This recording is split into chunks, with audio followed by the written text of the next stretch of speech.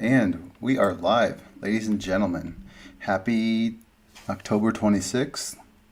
It's nice to see y'all. Got Wanchalo here with his mask. That's right. I'm Obito, bro. Gotta take advantage of the Halloween, bro. It's about to be over. Oh yeah, no, definitely. And happy early Halloween to everybody who celebrates it, of course. Thank you all for waiting. We had a little bit of technical issue, which we're figuring out now. Basically, today what we're gonna do is obviously you guys all saw the title. We're gonna interview a really cool person that even I haven't met yet. This is Juan Chaloa's guy this time. So yeah, we're gonna go ahead and talk about that. In the meantime, while we wait for our guest, we are going to bring up a really interesting article. Also before that, I want to do a shout out to everyone that I've seen. Luis Ramirez, Al Red Dog, Gabby, Flying Pug, Flying Pug. and Chill. Dang, I wouldn't butcher that name. Indigenous Mexican American. I don't know how to pronounce with a Q. I was gonna give a shout out to a couple of our dedicated haters, bro. Like, the old fart set in his ways, bro. The rat who idealizes him and is desperate for his approval. The piglet who's comfortably racist. The habitual drunkard and homophobe. And snakes and two-faced people, man. They're all around, bro. So shout out to y'all for being dedicated watchers. But you should brush up on your science. Just gonna mention that.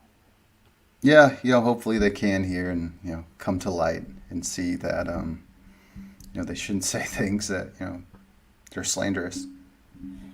Yeah. But I won't pick on them that much. Anyway, Yeah, so let's whatever. move on to some updates.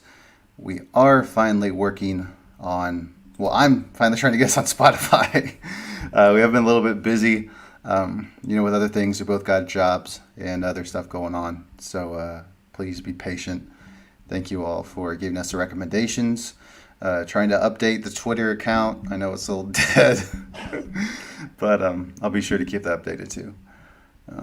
Other than that, Juancho, you got anything else you wanted to say?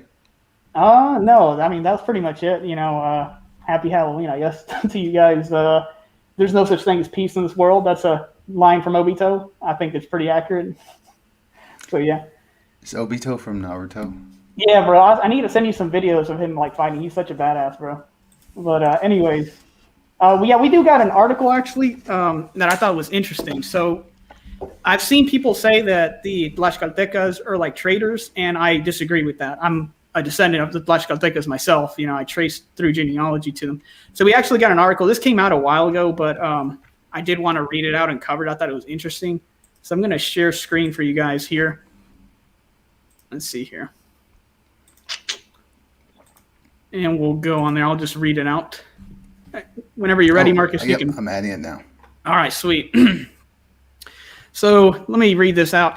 So I'll read it and then I'll give my thoughts. And Marcus, you can give your thoughts on this and see what people think. So, don't call us traitors. Descendants of Cortez's allies defend a role in toppling the Aztec Empire. On the 500th anniversary of the Spanish conquest, people from Mexico's smallest state, Tlaxcala, say their ancestors were liberators. And apologies if we butcher Tlaxcalteca or Tlaxcala, we don't speak Nahua. I don't speak Nahua. When people from the Mexican state of Tlaxcala travel to other parts of the country, they are sometimes insulted as traitors by their compatriots. Tlaxcala is Mexico's smallest state in size, but it played an outsized role in Mexico's early history, not least when indigenous Tlaxcalans allied with Hernan Cortez, this tiny band of invaders to bring down the Aztec Empire. Now, as Mexico marks the 500th anniversary of the fall of the Aztec capital, Tenochtitlan, on Friday, the role of Tlaxcalans in the conquest is being reconsidered. Many historians argue that without the participation of the Tlaxcalans and other indigenous soldiers, Tenochtitlan might never have fallen to the Spanish. I agree with that assessment. They were also revising the accusation of treachery, arguing the Tlaxcalans and other city-states were in fact fighting a war of liberation against the oppressive Mexica, as the Aztecs were known. It wasn't 600, 800 Spaniards who conquered the Mexica. It was thousands and thousands of Tlaxcalans, Zingas, and other peoples who were under the Mexica yoke and wanted to liberate themselves. Archaeologist Eduardo Matos Moctezuma told Radio Formula. Oh, that's interesting. Maybe he's a descendant. Cortez had 30,000 to 40,000 Mesoamericans fighting with them, said Aurelio Lopez Corral, an archaeologist in Tlaxcala. He couldn't have done it on his own. I mean, he couldn't have done it at all. I mean, it was mostly the natives fighting.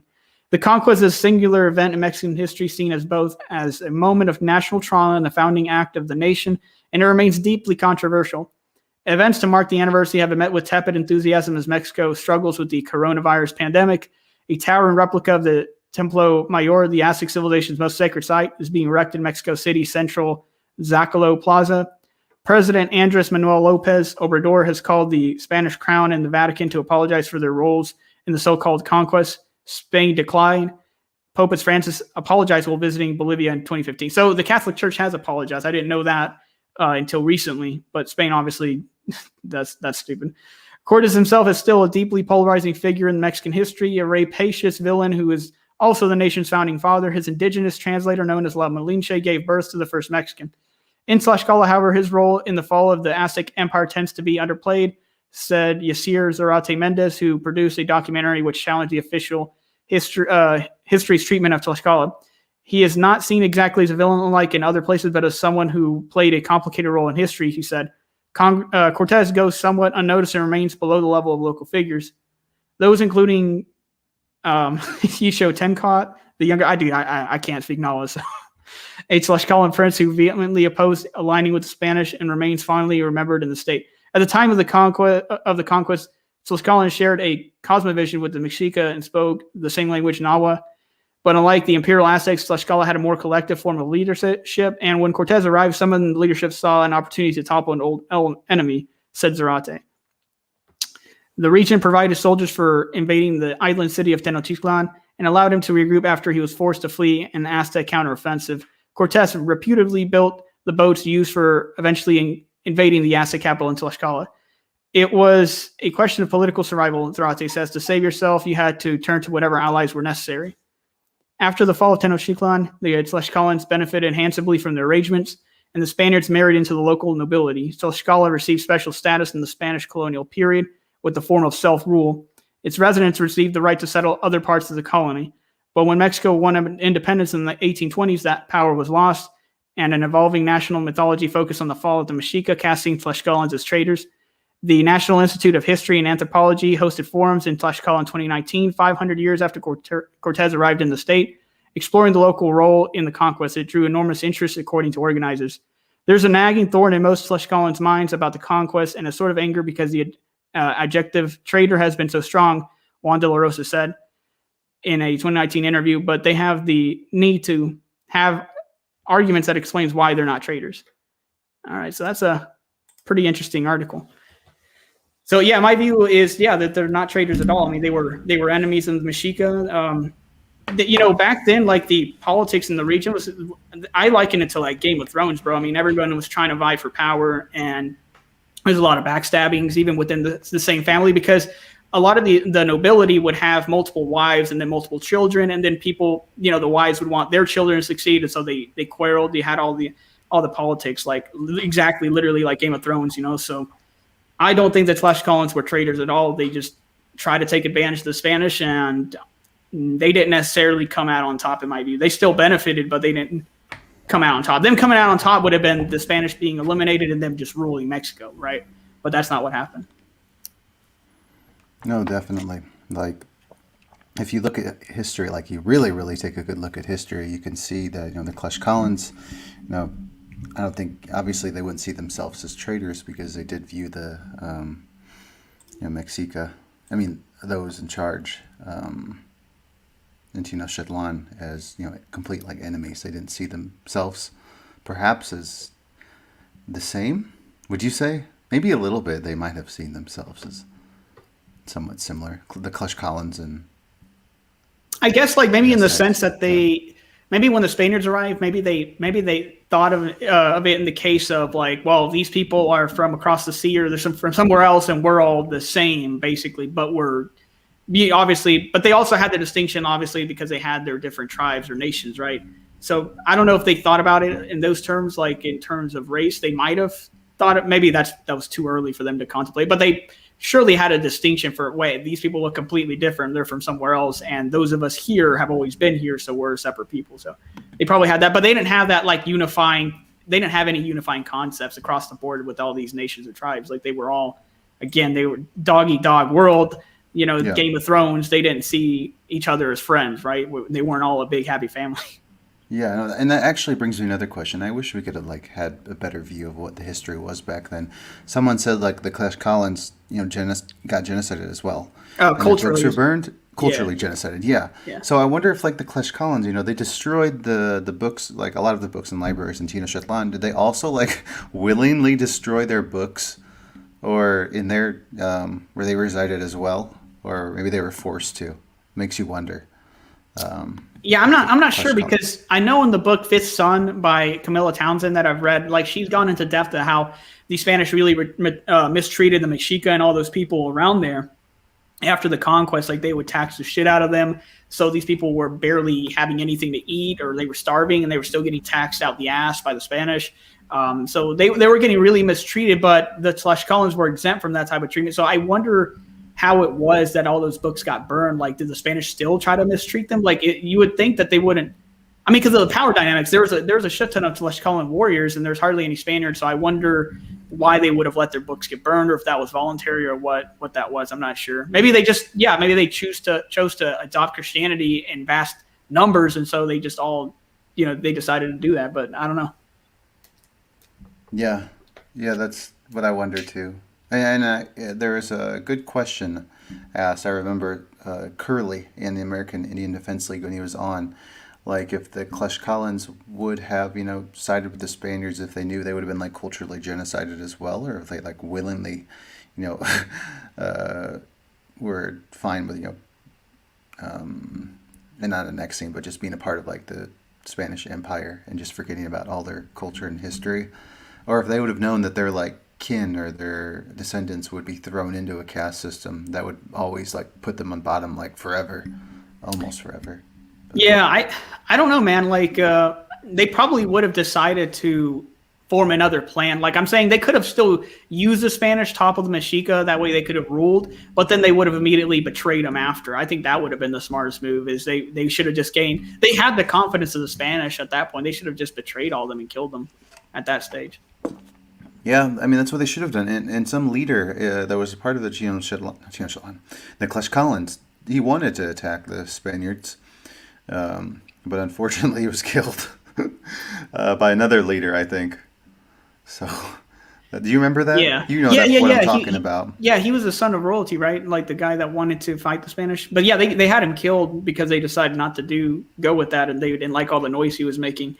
Whenever I read those accounts about like the Spanish fought thousands of warriors, but there's only 60 of them, and they somehow won. Like, I find those claims really dubious because I've studied a lot of medieval warfare, and I know the weapons, the armor, things of that nature. And I just find it doubtful because we have 60 men on horses that they're pretty well armored, but they're by no means in full plate armor, nor is their face covered. Their legs are pretty exposed a lot of the times. The horses are not fully armored. They're not cataphracts like back in the day, like where the knights would even armor their fucking horses. They didn't have that. I mean, that's too heavy. So it makes me think, it's like, well, how did they beat thousands of warriors? I mean, if you have a fucking 500 archers, you send all those missiles at once. I mean, they're going to kill a shit ton of those horses and men if they don't go through the chinks in the armor. So it just makes me doubt a lot of those accounts, because how is that possible? Like, that couldn't even have been pulled off back in the day with medieval warfare, in Europe, and they use bows and arrows and similar weaponry, so there was a gap in the technology, don't get me wrong. There was a big gap in terms of the armor quality, yes, but I mean, they weren't in full plate armor, so they weren't invulnerable to all these arrows or like slingshots with rocks, so it just makes me really doubtful of the whole fucking thing, or these accounts where it's like, 60 will beat 1,000. It's like, dude, that's not possible. Yeah, there's definitely a lot of questioning that goes into this. And Morley, shout out to Moore, brought up a comment saying like the Spanish government has a lot of explaining to do. Which reminds me, you had shared something about some government official from Spain who like was saying something about Native people, Indigenous people, correct? I forgot what that was. Was that you that shared that, or maybe it was someone else on the Discord that was saying how like? It was some article. It was a woman from Spain. Yeah. Well, we can cover that real fast if you don't mind. Let me get on the Discord Sure. real fast and try to find it. 'Cause I did post it there a couple of days ago. Yeah. Yeah, it was interesting. Let me see. Oh, you can keep talking, man. While you Shifting stall through for the time. comments. Sure. Yeah, Yeah. yeah. While you stall for time, because I gotta find this shit. Yeah, I definitely think like the government has a whole lot of explaining to do. Also, Spain, they need to send their artifacts that they stole from us back to South America. And I've noticed that a lot of like countries in Europe, that when they have all these artifacts that they stole through conquest and like through Africa, especially Africa and South America, and when it's time to like give the artifacts back, well, it's always been time. They just say like, no, they'll just get lost or destroyed. They don't deserve to be in Africa, or anywhere in Mexico or whatever. I'm like, no, like those artifacts are the property of Mexico or any other country. So that seems to be the mentality of, I think, a lot of, at least the countries that I've seen, the people in France, in Spain, and the UK, I think. So it's quite a sad mentality to have, because you think that by now they would be willing to give those artifacts back as they were stolen. Um, but I think someone else had a comment that, I think Thomas, Oklahoma, had said, like, who are the direct descendants of the Tlaxcalans? Oh, so who are the directed? Well, a lot of people. So I was going to make this comment to, and this might be controversial with some, but I see a lot of Mexicans or Chicanos. They'll say that they're Mexica. Well, honestly, from the way the Tlaxcalans were used in like the Chichimeca War to go abroad to colonize other places like New Mexico, Coahuila, San Luis Potosí, all these places. They were used as a vanguard of the Spanish. They were the most numerous soldiers. They even went to the Philippines, right? They even they went down south, right, to attack what's known as the Maya people, right? Well, the Incans, the Incan Empire, in the Battle of Cajamarca, there was a lot of warriors from Mexico. Oh, there was Tlaxcalans there as well. That's interesting. There weren't a lot, but there was noted that there were warriors from There was all over okay. Mexico that helped with this conquest. Regardless, up in northern Mexico and the southern United States, the Tlaxcalans were the vanguard. They were the most numerous soldiers we used. So most Mexicans and Chicanos that at least are from the central to the northern region are way more likely to be Tlaxcalteca than they are to be Mexica. And that's just a fact. I mean, you can look at the genealogy, you can look at the numbers. There was a lot of these Tlaxcalan soldiers everywhere, man. So, I mean, I've traced to a Tlaxcalan line in my genealogy. I found it. And I'm from really northern part of Mexico, Coahuila, but up near the northern part. I'm only 5 hours from like the border or some shit, right? No, 5 hours from San Antonio, right? From Monclova, if I was living there. So that, everyone is way more likely, again, to be descended from Tlaxcalans than from the Mexica. I'm just going to throw that out there, okay? Most of you Chicanos, Mexicans, whatever, that's what you descend from. At some point in your lines, you'll probably find that in your genealogy. It's not really that out there. The Mexica, to my knowledge, were not really that numerous. Like they were, there was a lot of them, sure, but they had conquered a lot of peoples, and so those peoples operated under them. So there was not a fuck ton of Mexica as you think. There was a fuck ton of Tlaxcalans, though. That is true. Oh yeah, and I wonder if they teach that a lot in like Mexican history. That like, at least if you're in Mexico City, that a lot of them could be the descendants, or most likely are the descendants of Tlaxcalans. Oh, he said Mexico is more populous, though, didn't they join the Spanish armies too after getting? Yes, they did. They did. However, a lot in the sources, you're going to see more mention of Tlaxcalteca soldiers being used than Mexica soldiers. I see sometimes that they are used, like they were used in the Chichimeca War, but it seems that the Tlaxcalans are always highlighted as the vanguard in every single conflict and every single push into new territory. So yes, Mexica were also spread around as well. It's possible. I've seen a Mexica record actually from the city of San Luis Potosí in the, I think it was close to the 1600s. There's a Mexica record for somebody. So it wasn't my line, but it is also possible. But I would just say, based off what I've seen, that's just my antecedent experience as a genealogist and as reading the history of the Guachichil, the other Chichimecas, is that, you're more likely to descend from Tlaxcalans. That's what I think. I may be wrong, but that's just based off my experience, right? Yep. I wanted to bring up another comment here. Shout out to whoever's from Greece. So you have a tribe as a photo background on Facebook to give some respect to your people. I wish I could do more. Well, thank you so much though for watching. Spreading anything like what we say in our videos, trying to like bring more awareness to issues going on regarding like Native communities, history that might have been like glossed over, because we like to bring out the most honest facts that come out from our videos. So thank you for watching. I always wonder like where the people are from around the world. I mean, That's pretty cool. Hey, that is something interesting. Like I haven't found the article, but I'll keep looking. But I do want to actually show this real fast, like the results of our polls, bro. I'm going to share screen, at least show that really fast. Sure. Give me 1 second, because I did say I was going to talk about that the next time we had a live. Let me see. All right, I went ahead and requested it. Okay. So let me know when it's good. Okay, it is good now. So that's just a couple other photos.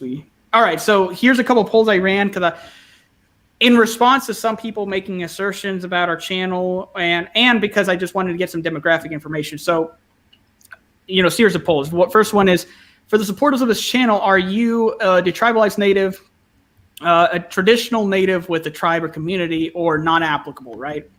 So in this one, 154 people voted, and 66% said detribalized, 16% said a traditional native, and 18% said non-applicables. But that's quite a bit of traditional natives that do support what we're doing, or at least that follow this podcast. I thought that was interesting. I guess the 18% non-applicable is people that probably just haven't made a choice, I guess, with their identity, or there might just be people that troll, like maybe Hispanistas or something.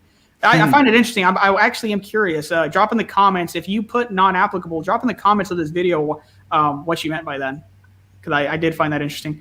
Now, here's another one. For those that support this channel and are either insert country-American, like i.e. Mexican-American or Chicano or direct immigrants, did you grow up around a large Hispanic or Latino or detribalized Native community? Areas like California, like Texas, like Chicago, right? 80% of our people said that they did grow up around such a community. 20% said no. Now, this is what I find interesting is a lot of Hispanistas that want to attack us say, oh, well, Wanchaloa and Marcus, you only think of the way you do because you didn't grow up around a large Hispanic community. You guys are weird because you grew up around a lot of white people. You're Anglos. But it's like, here's proof. 80%, that's like overwhelming majority of our subscribers did not grow up the way me and Marcus grew up. They grew up around large Hispanic community, so it doesn't matter. Like, that's just a stupid, empty assertion.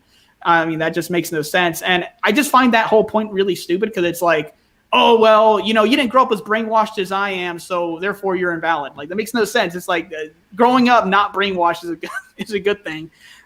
So I just think that's really fucking silly when they use that as an argument. It's like, that's dumb. But yeah, that's 131 votes. And then the final one is, as a supporter of this channel, which do you fall under? Chicano, 34% of people said Chicano. Insert country-American, i.e. Mexican-American, 39% said they fell under that category. Direct immigrants to the U.S., such as myself, is 7%. People that live in an actual Central or South American country currently is 4%. I thought that was surprising. I didn't expect that to even be a figure. And then Asian, Black, White, or Pacific Islanders, non-native Hispanics are 16% of our watchers. I thought that, at least according to this 129 votes, I thought that was interesting. That was way higher than I thought. Yeah, thanks everybody for wanting to be a part of the survey. We'll go back. For sure. And then one last thing I wanted to say is, like, at least how Hispanistas go after the way we were raised, Marcus.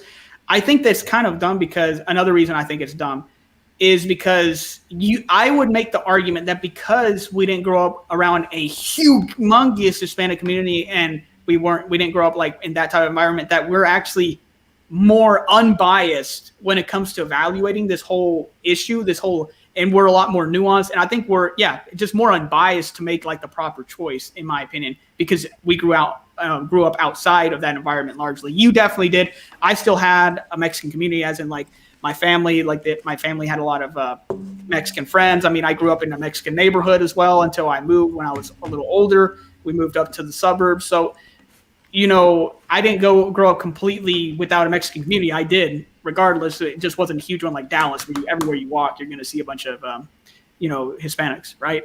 But I think it makes us more unbiased anyway, so I don't really see how that's a strong point or anything to really complain about. I actually laughed when I got called an Anglo. I smiled. It was funny. Yeah, that But shit was funny. yeah. Anyway, let's move on with the comments. Sorry, guys. I know there's a lot. We're trying to cover all of them, or most of them, and give y'all a shout out. Someone's going back to the Tlaxcalans. You have the Prince side had won. Things would have gone against the Spanish. Yeah, it's insane to me how it's like almost like a, heads or tails, and it fell in the luck of the Spanish for them. It's weird how life works. So yeah, we should definitely be skeptical of the Spanish government, of the Spanish account of the history. Yeah, of course it's going to be skewed. Yeah, definitely. Unfortunately, the education system is ran by, I think, people that are very much in promotion of, what would you say, Juan Chiloa? Jose Vasconcelos' little racist book. Yeah. yeah, Yeah. which by the way, we need to finish reading that shit. Like the last 10 pages on here. I just did find the article about this woman. Oh, you did? Okay. Yes, yeah. So let me share this. Do you want to read this one, Marcus, or Yeah, you can go. I'll read it. No do worries. you want me to send you the link actually through Facebook? Yeah. Yeah, go ahead and send me the link. Sorry. I'm just... No, it's all good. So basically, this one is Madrid leader takes issue with the Pope's apology for painful errors in Mexico. So she was criticizing the Pope for apologizing Bolivia in 2015. I believe that's what she was doing. Oh my God, this computer's slow. Finally, okay. All right, I just sent the link to you. Okay, cool. I'll pull it up. While we're doing that, let's go over a few. While I'm doing that, let's go over some more comments here. Collins, someone said good evening. Story 9 people. Hello. Percentages. There are Wabos in here. Yeah, dude, Luis roasted you. You said Jose Bass Consuelos. Man, am I getting roasted again? Yeah, he's just making fun of you. You guys can make fun of me too. I legit said all those names in the last article, like in the most American accent possible. But like, I'm just too lazy. Like, if I'm reading in English, I'm way too lazy to switch into Spanish and say it properly in Spanish. I just fucking pronounce it like you say it in English. All butchered and shit. This takes more effort. Yeah. Some left non-indexed. Interesting comment. He's all for reconnecting tribe, but I still hope that we all come together. Under the Mexican banner, kind of like Game of Thrones. That's interesting. That would be good. But it would have to be like a better Mexico, a less racist Mexico, less discrimination against indigenous people Mexico, so that's what I would say. Well, but also that would be kind of hard for those that aren't Mexican. Yeah, like you, bro. Like, so, like, yeah, I mean, like, I think people forget, like, you're not Mexican, man. Like, some people forget about that shit. Like, Yeah. you're Andean, man. To my knowledge. It was funny. I was having an interesting. Well, I guess you could say Andean, but like I was having an interesting debate with more that, like, there could have been there probably was like an advanced or small, like, say, civilization, city place where Lima was prior to it being built upon, before like the conquistadors had came. It's just some things I've been thinking about. But yeah, we'll go with Andean. Anyway, I am just about to pull up that article with this lady that looks like someone who I wouldn't want to see in real life. So I'm going to go ahead and share that article here. Shout out to everyone in the comments section. Thank you all for willing to be on tonight. Shout out to Indigenous Mexican American Pride. He's in our Discord. Awesome guy. And yeah, this guy's like full-blooded, like freaking badass. It's directly from Morelos. Shout out to AIDL for making cool videos, because I know they're at 10:30. Anyway, we won't take up that much time. All right, so I am getting ready to share. So as soon as I pull up that window, finding the Madrid lady. Okay, I think y'all can see. Can everyone see? Juancholo, can you see? Yeah, definitely. All right, so I'll go ahead and read this. It's not too long. Bad lady. Okay. So, Madrid leader takes issue with Pope's apology for painful errors in Mexico. Spain brought Catholicism, civilization, and freedom to Americas, says Isabel Diaz Ayuso. Okay. The right-wing president of the Madrid region has taken issue with the Pope's recent apology for the Church's very painful errors in Mexico, and said Spanish conquistadors brought Catholicism, civilization, and freedom to Latin America. Can we email this lady? Isabel Diaz Ayuso, touted as a possible future leader of Spain's Conservative People's Party, has a history of provocative pronouncements. The latest came during a visit to the U.S. She's also not allowed here. On Tuesday, a day after Pope Francis is the first Latin American pontiff, sent a message to Mexican bishops to mark the bicentenary of Mexican independence. In it, the Pope apologized for the role the Church had played in the country's history, saying the anniversary necessarily includes a process of purifying memory, that is, recognizing the very painful errors committed in the past. He added, for that reason, on several occasions, I and my predecessors have asked for forgiveness for the social and personal sins that, by commission or omission, did not contribute to evangelization. Francis's words did not impress Ayuso. I'm surprised that a Catholic... Should I try and speak like some nasty old lady? Surprised that a Catholic who speaks Spanish should talk that way about a legacy such as ours, which actually took Spanish, and through the religious missions, Catholicism, and therefore civilization and freedom to the American continent, she said. It's just surprising. There's not much more I can say. I have a very interesting You don't have the thing capacity to say much more, bro. She's not smart enough. The Guardian has contracted the Vatican for comment. Robert Mickens, editor-in-chief of the Catholic newspaper in La Croix International, based in Rome, said the Pope had said anything earth-shaking or gone further than in previous comments. The main point is the treatment of the Indigenous people. This is a theme that the Pope has been touching on for a long time, Mickens said. He said a couple of times on Journey in Latin America. Being an Argentine, they wiped out whole populations. That's true. In other parts of Latin America, there are still large indigenous communities, but I think Chile and Argentina really did a number on the indigenous peoples. Well, there's actually a few more countries. He said this is wrong and asked for forgiveness in the past, even on Latin American soil. Which I commend him for. That's a good thing that he's done that. Yeah, it's true. This is a picture of a woman demonstrating against colonialism outside Spain's embassy in Mexico. I feel like the people of Spain, a lot of them could be like brainwashed at a really early age, kind of like how Japan's population, they're really hidden a lot of like the atrocities of what went on during the World War II when Japan had invaded China. I forgot what the war was called, but they pretty much invaded China and just did a lot of terrible things. Could talk about that after this. Anyway. Oh, yeah. Let's jump on that. That's an interesting topic, which I have some comments about at least what the U.S. did and how people think of that. So, yeah, after this article. Okay. 2 days earlier, Ayuso had attacked populist indigenous movements across Latin America, saying they were promoting a simplistic revision of Spanish history and trying to wreck Spain's legacy in the Americas. Oh, God. Such as the mixing and fusion of cultures that have forged such strong Atlantic links.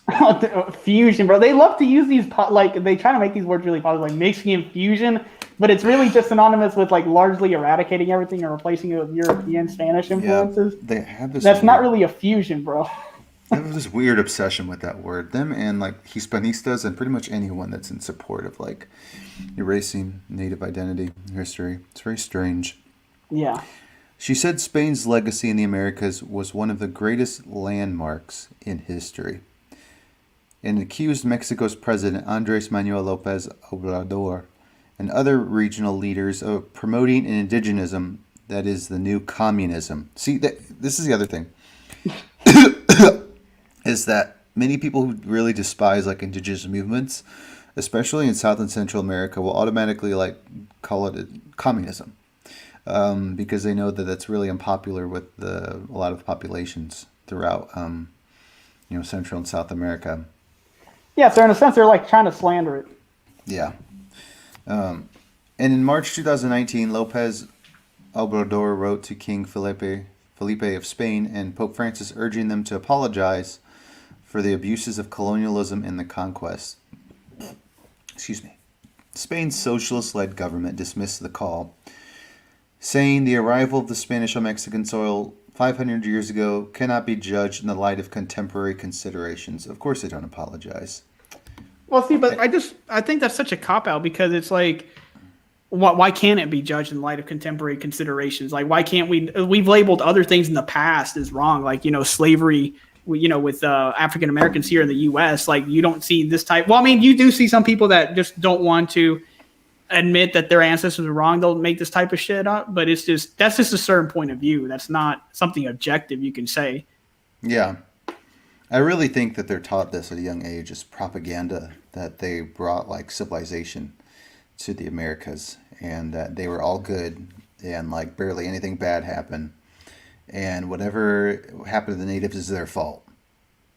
Well, see, let's see what exactly do they even mean by civilization? Because I think people don't realize what they mean when they say certain words. Like, it's what they think it means, but it's not really what it means. So civilization is actually defined as the stage of human social and cultural development and organization that is considered most advanced. So here in this definition, it's not talking about technology. It's not talking about it. That technology is not civilization. That's not the point. Human social and cultural development. I mean, in other parts of the world at that time, there was tribes, there was nations, there was empires. So there's really nothing new that came from this. And again, the Mexica, I mean, as flawed as they were with their human sacrifice and other things, were far from the only native group in the Americas, like North and South. There was thousands upon thousands of other groups with different social organizations and cultures. So it's silly to say they're bringing civilization to a place that already had civilizations and countless of them, right? And they just use one flawed civilization to justify the complete destruction of millions of people. So it just makes no sense to me. And I've seen a lot of people use civilization synonymously with technology, and it's just like, okay, if you're gonna say civilization is lumped together with technology, then basically if the U.S. attacked Spain today and conquered them, they would be bringing civilization to Spain, right? Because we're more technologically advanced in the U.S., right? But that sounds fucking ludicrous. They already have a civilization there because that's not what civilization means. So I just think it's funny. Like a lot of people like don't know what the fuck these words mean, and they just use them. Well, they like, I don't know. For me, I think it makes them feel better to know that they civilized some like non-European country. And right, like, but like it's just, but it's silly though, because I mean, like, well, I think sometimes it's also the angle of civilization as we brought Christianity, and it's just like Christianity does not equal civilization. It's just another fucking religion. It's not special. I mean, should we talk about how Spain's economy is going down the trash? How would I say trash? I was gonna cuss. Okay, I'll cuss. It's going down the shitter. And there's like non-European countries' economies that are doing much better than theirs. But I digress. We could talk about Spain another time. So, where did we leave off at? I think it was on Bolivia. But hold on, before I say that, yeah, Juanchalo, I think it is just some sort of like weird mental pyramid that they have in their head where they always believe that they'll be on top. That's what they're taught. That's what they're taught and probably raised by God knows what, probably their parents, or just teachers, that they so-called civilized a non-European people.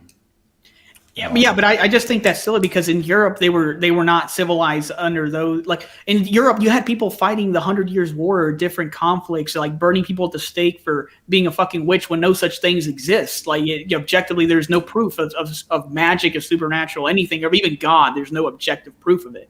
So it's like to be killing people for things that aren't even real, like that you can't even objectively prove like is no different really than the human sacrifices conducted by the Mexica. I mean, at the end of the day, the end results are the same. Not to mention the Mexica did a lot of those because of their Game of Thrones style of political conflicts. Like plenty of kings in Europe murdered their family members, murdered dozens of peasants or hundreds of people just because it was convenient or because they were another religion. Like look at all the killings in England because one side was Catholic and the other one was fucking Protestant. That happened all over Europe, right?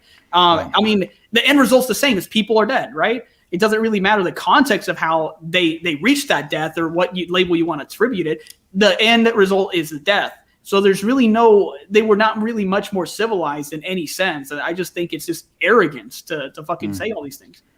And they shouldn't throw that whole sacrifice crap at us too, because they freaking sacrificed people.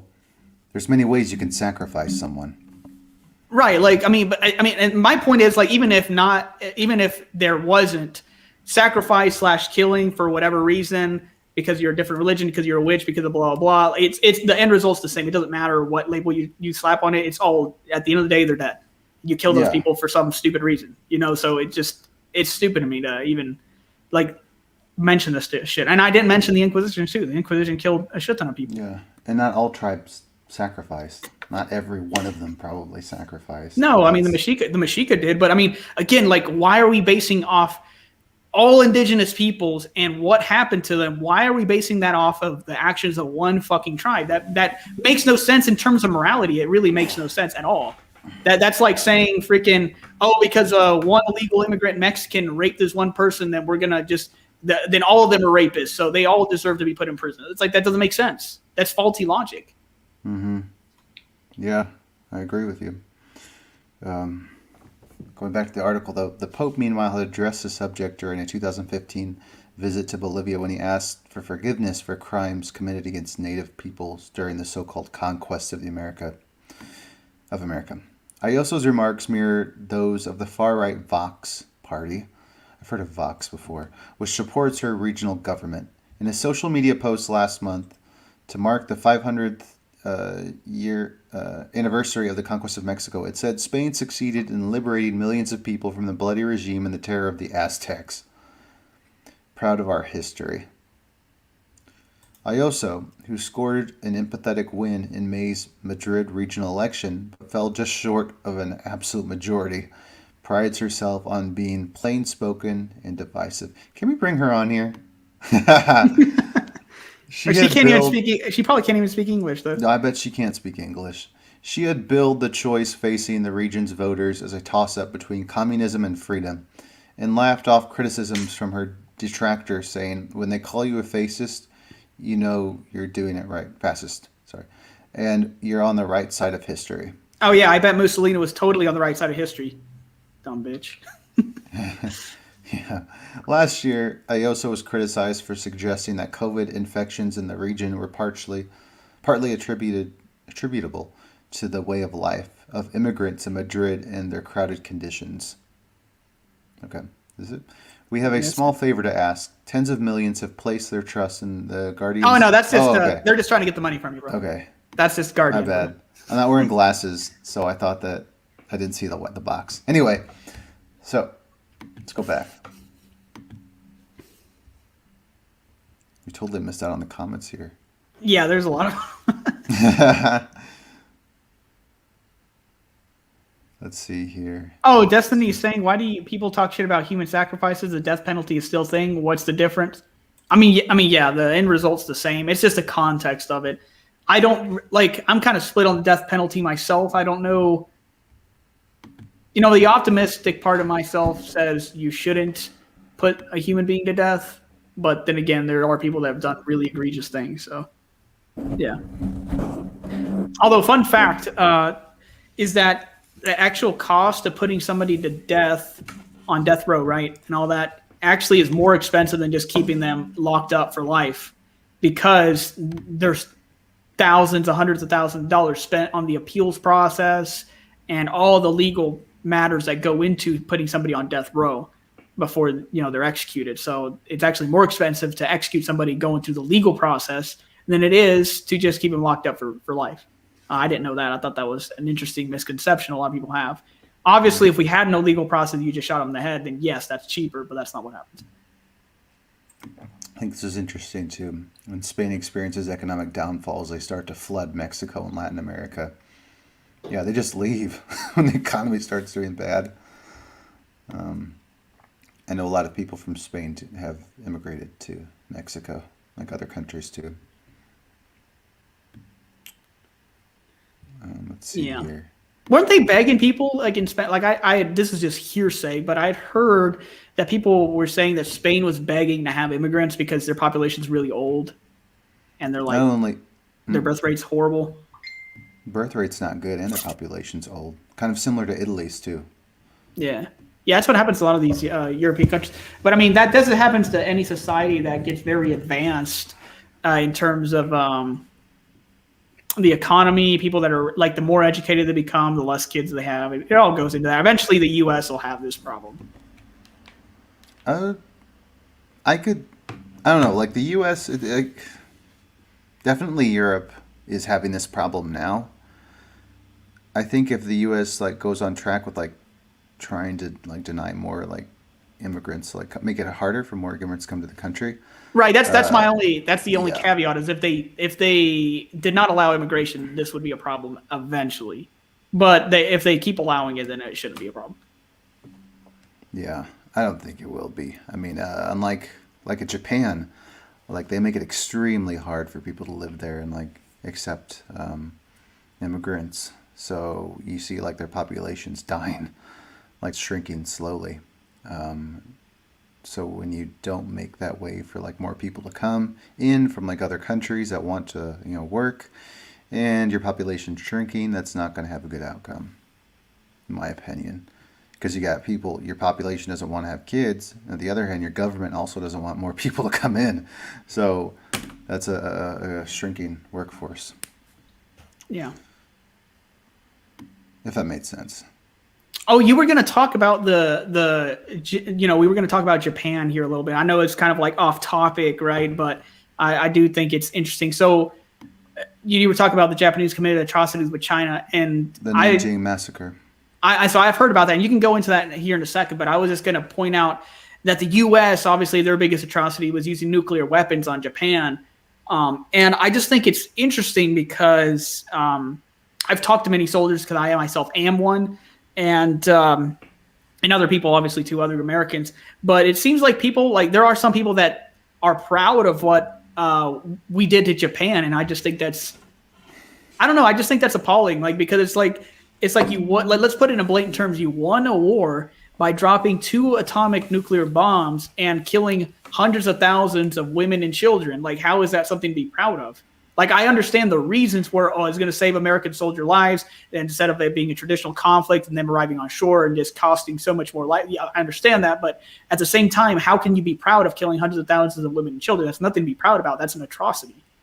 No matter which way, no matter what reason you use to justify it, it's still an atrocity and it's not something you should be proud of. But I just think that's interesting. I've run into those people. What about you? I haven't met anyone that said, to my knowledge, I haven't met anyone that said they were proud of dropping the atomic bombs, but I have met people that said it was the best decision to make because they wanted to save American lives. And they know that if they would have invaded Tokyo or wherever they had planned, I think it was Tokyo, then that would have cost a lot of lives. That is true. One thing, actually, I just remembered this now, Marcus. In my U.S. foreign policy class back in college, my professor, and he was the best one I had. He was excellent. But he said that Japan would have surrendered sooner, but what they were kept messaging the United States was they wanted a promise that the U.S. would not humiliate the emperor. If they did surrender, the U.S. would not give that assurance or respond. And so they kept just fighting and fighting because they weren't going to let the emperor get disrespected or humiliated because of their culture. And so, I mean, I think there's more nuance to it as well. I think that U.S. is really at fault here because it's like you should have just given the assurance that the emperor wasn't going to be disrespected. That's not really that huge of a cost, right? Yeah. You know something that's interesting? Sorry, a little bit away from the subject, but not really. When they took the picture near Emperor Hirohito and the U.S., the general, they made sure that the general was much taller than the emperor. They wanted to show like the height difference for superiority reasons. That is interesting. But yeah, I mean, it's an image, right? Image is power. Yeah. So, But yeah, they should have just said that the emperor was not going to be disrespected and gone forward with that, and they probably would have just surrendered. But it was American pride at that point because they'd lost soldiers and they just wanted to destroy them. Yeah, I mean, my views on the atomic bomb is it's really sad and terrible that it was used. Wait, Moore's in here. Hey, shout out to Moore. Yo. What's up, Hey, what's Moore? up, man? Hey, everybody. We got our Asian talk going on. Came in at a good time.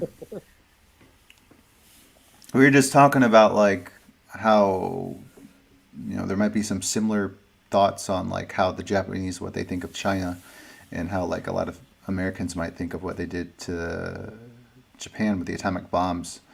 It's sort of like, I'm glad that we did this, sort of behavior.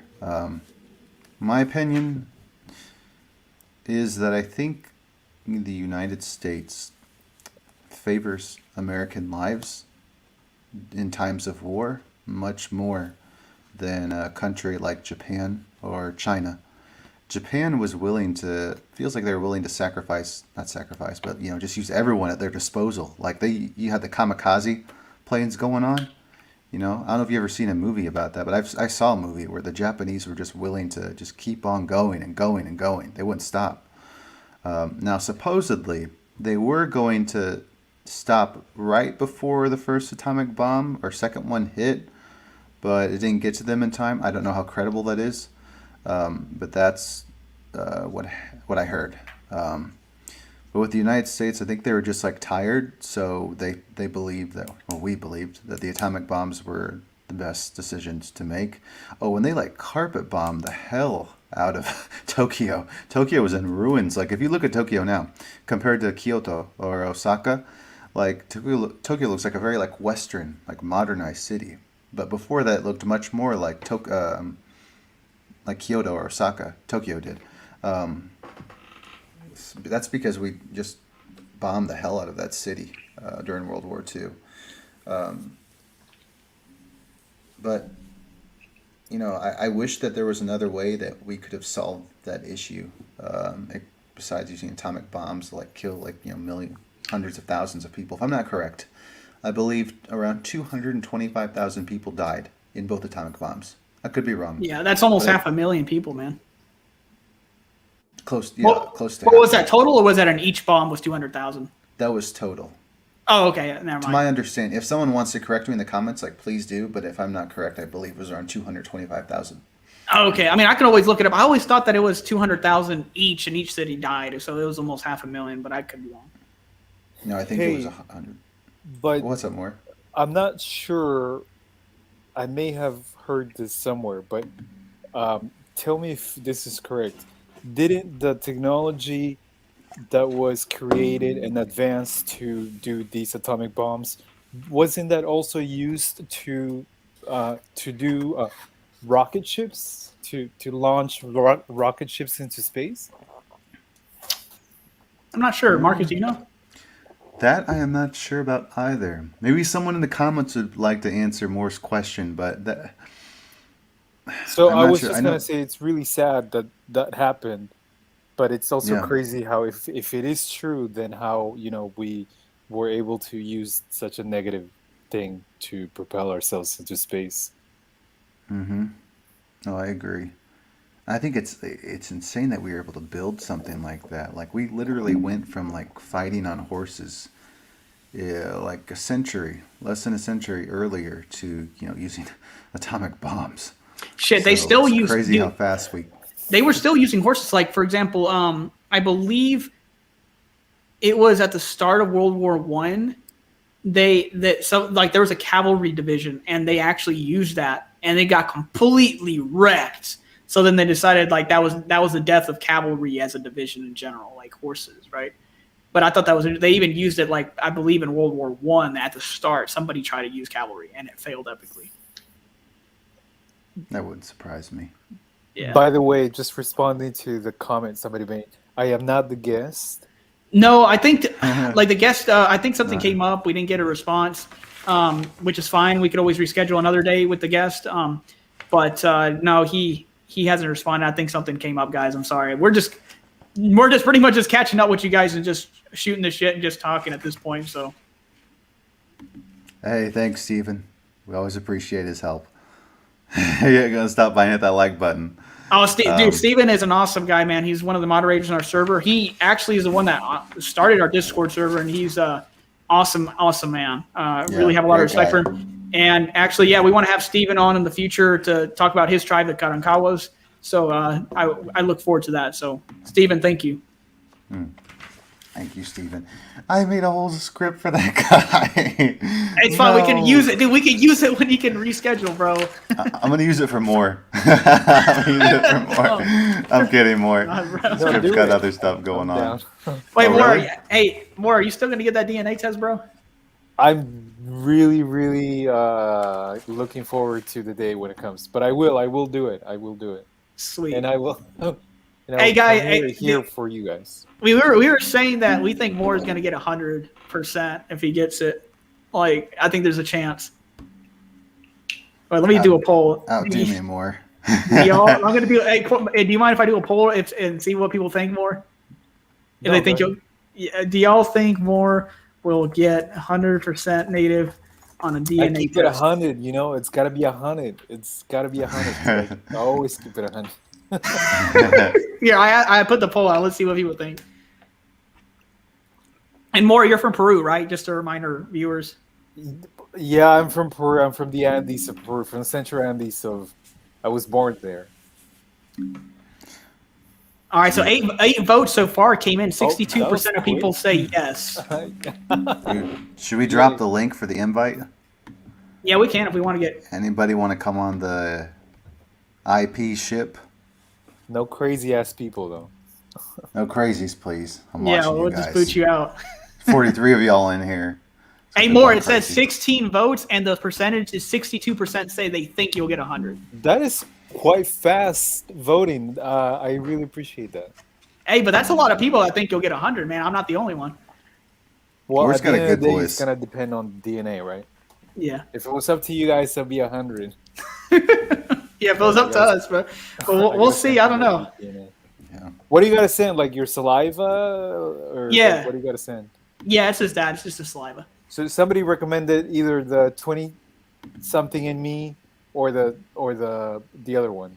Ancestry is what I recommend. They're more accurate and they break your DNA down better in terms of the ethnicities, the regions everywhere. I recommend them. The criticism I have about 23andMe is that they will undercut everybody's native DNA across the board. Like literally everybody that does both tests, they always have less on 23andMe. I think it's something with their algorithm. I don't like it. So I recommend Ancestry. Okay, thanks. Someone's ever going on AIDL live? I plan on checking in on how everything. I think they got the Wabi Awards. Hey, I might stop in for a little bit. Yeah, that might be fun. Wait, what time do they've already started, right? It's 10 p.m. I thought it was 10:30 they started. 10:30. Oh, Was it okay. 10? So, yeah. I That's guess it's pretty 10:30. Maybe. Yeah. I don't know. I wanted to go back really quick to a comment. Someone had asked like if we had used or there's Nazi science that went to the USA to help create NASA.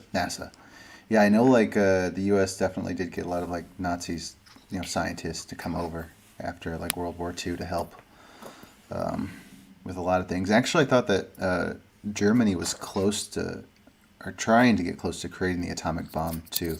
Same with the Soviet Union. But anyway, just wanted to go back to that comment. Wait, so how many people voted for more? 23's votes, 61% said yes. 39% of people don't think he's going to get 100. But I'm interested. I'm interested if they think that those the people that say no. I wonder what they would guess. They probably still guess 80 or 90. But Someone asked if you I should think get a it guinea. would be such a great. Sorry. Oh, you're good, More. What were you gonna say? That I mean, just being above, I don't know, 60, 70 would be basically 100 for me. Just rounding it up, and it would be so great. As to be representative of a lot of people that may be in the same gene as me. yeah, I would say so. But I don't know. I don't know. I think that there's a decent chance you could just be 100. To be honest, you come from a pretty native part of Peru, right? Yeah, I guess you could say that. Someone said, or Chill said, should you get a guinea pig or a chinchilla? If you're gonna get a guinea pig, get the right breed. There are breeds that are meant to be eaten, and there are breeds that are meant to be pets. So just get the right one. Yeah. Wait. Did Luis leave a question? Oh, Luis, what were you gonna say? what part of Peru is more from? That's what Luis asked. Oh, From the Central Andes. yeah. He brought that up a little bit earlier in the Oh, okay. beginning. In the Would that be innocent. where Lima is or somewhere else? I'm ignorant to Peru's geography. No, that's good. I'm pretty ignorant of every other geography, to be honest. Uh, Close to Lima, very close. It's by plane, it's like 45 minutes. By car, it's about 8 hours. It's a pretty long drive. Yeah. Yeah, and everyone knows I'm from Lima, so No, Oh. you're from Pura. right. Yeah, I'm from Pura. Exactly. We got Ancient Americas in here. Oh yeah, Right, shout out Ancient to Americas. Ancient America. Man. Mathematically, you have so many ancestors, and all it takes is one non-indigenous ancestor to wreck 100%. I think 80 or up is a better goal. I mean, Sounds I can see his point, but it also depends on how the DNA is passed down. I mean, there's a chance it could just be all native passed down, but that's a little slimmer of a chance. So if you've already like have mixture, so yeah, I agree, but there's a chance. Someone I asked think me if if I I've ever. sorry, You can go more. You're okay. I was just gonna say, I think if I do rank in the hundreds, I would be legally able to demand a piece of land in Peru. Like, just I want give me a land. piece of land because I'm native, basically. I think that's how the law goes. I didn't know the law So- was like that. It's interesting. Yeah. But you don't know what community you probably come from, or one nearby, or no oral history with your family that would say. It's so sad. No, I don't. And most of the Andes, they don't go by like communities like that. It's mostly in the jungle where you have like tribes and small communities. But in the Andes, it's just kind of just regular small city, small town kind of life. You just happen to be, brown. Hey, dude, Thomas, Oklahoma, open a Discord account and join our Discord, bro. We want you in there. Yo, Ancient Americas, you didn't miss much. We were supposed to have somebody on, couldn't make it, I don't think. So what did we talk about? We talked about two articles. One was of some woman from Spain, some government official who said that they brought civilization, religion, and freedom to the Americas. Another one was an article about the Tlaxcalans, if they were really the enemy of the native people. And then we had some discussions on if like the atomic bombs dropped like on Japan. I'm kind of switching subjects here, but yeah, on during World War II, and like what were the thoughts of like us, like a lot of American soldiers during that time, and then just like our thoughts too, and like what I kind of thought about it was like if they had chosen not to, then yeah, like a lot of lives would have been lost, like on the American side. And they just wanted to end the war. They wanted to be done with it, like no more. But at the same time, I think that they really we wanted to like show that, hey, this is how powerful we are. This is what we can do, so don't mess with us. That's just my opinion. So yeah, and then I think we were comparing that to the Nanjing massacre, like how the Japanese like really cover up a lot of their atrocities on what they did to China during the time of World War II, and they've had war like before, but this one, like where Japan like invaded, I think they covered up large areas of China. I know that crazy thing here, ladies and gentlemen, that maybe a lot of you don't know is that when the Japanese had taken over a lot of China, they were already sending their women from Japan to China to like colonize the area and have as many kids as possible, so they could outnumber the Chinese. It's really messed up stuff. Like, that's how colonialism works in some ways. But that's what Japan was doing. Not to mention their lab that they created. I think was called Lab 797 or 69 something 721, where they experimented on Chinese. It was really freaking disgusting. But yeah, they experiment on Chinese people in these labs. Oh, Ancient Americas. Good evening. Good Ancient evening. Americas, what's up, man? Hey, good to hear you. Sorry I'm a bit late. I just tuned into this like 10 minutes ago. No, you're Oh, that's all good. good, man. I was just explaining to you what was going on with Japan hiding their atrocities in China in terms of what they did. And nobody likes airing out their atrocities. Oh yeah, For sure. yeah, definitely. Um, but yeah, we were just talking about what else were we going over? Oh, well, I just made the comment. Actually, I'm going to ask you to Ancient Americas. I've run into soldiers and other peoples, and I'm actually a soldier in the reserves, but that they say that they're proud of what the U.S. did to Japan in terms of dropping the bombs. What do you have to say about that, or have you like heard people say that they're proud of that shit, or what do you think? Oh, I have opinions on this. When I was younger, I would have shared that opinion, but the older I've gotten, the more I've realized that the dropping of the A bomb is definitely a war crime Yeah. because it was not dropped on a military target. It was dropped on a civilian target. Yep. I mean, it was just a city. Like tens of thousands of innocent people died.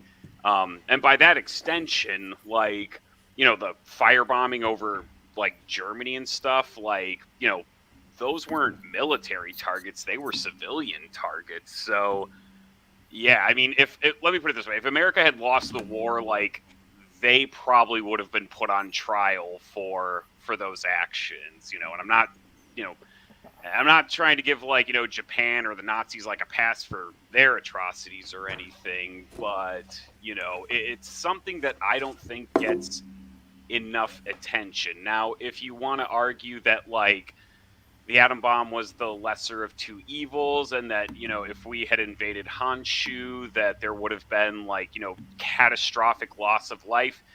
You can go ahead and argue that if you want, but I really don't think that the ends justify the means. I think it's just wrong, no matter how you split it.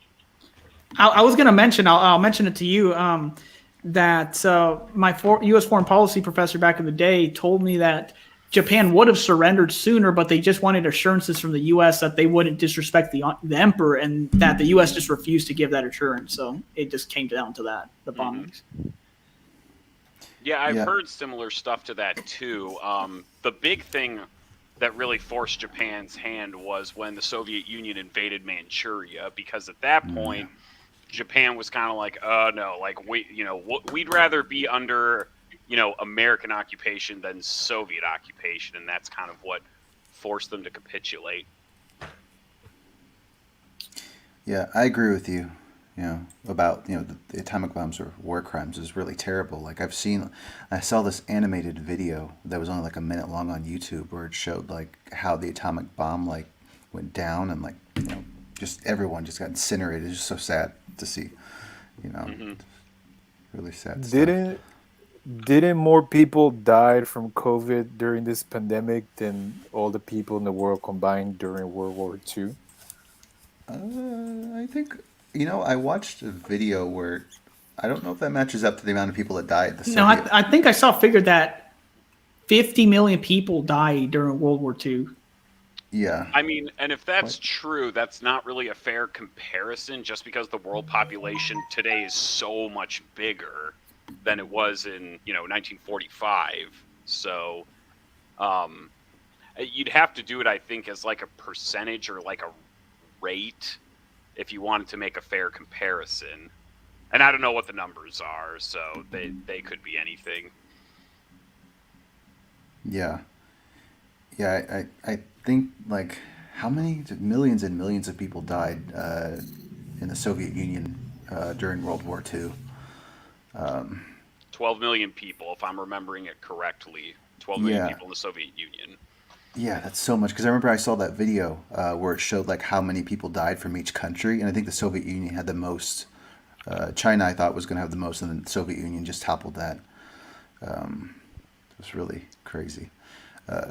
Just got you shout out Ancient Americas. And then someone said, like, Japan needed to liberate East Asia from Europeans and call it a day. Well, that's the thing. Like, they went into saying, like, yes, we're going to liberate you and help you from, colonization. But then they started their own, colonization methods instead, like taking over Indonesia and like all these other countries. So then they acted like they were in charge, and then everything else in World War II came about, and they lost. But yeah, Japan, I will say, like, they went really far. I think they took over the Philippines, Hong Kong. They invaded one-fourth of China, took over Korea. They really took over a lot in a really short period. But most of the the Europeans that had these countries as colonies, they were over in Europe, fighting the Germans. So that's probably that could be one reason why Japan was so successful and took all those countries so quickly. I could be wrong though. But someone else left a comment here. I was going to say. Patrick Linehand had mentioned CRI genetics. I wanted to just say real fast.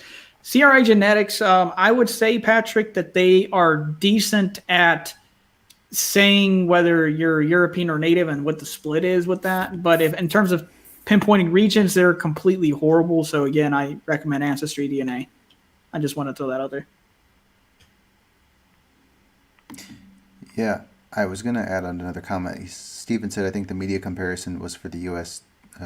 Combat deaths versus COVID deaths. One other interesting thing about like World War II that I was taught in class is that when Japan had invaded, invaded?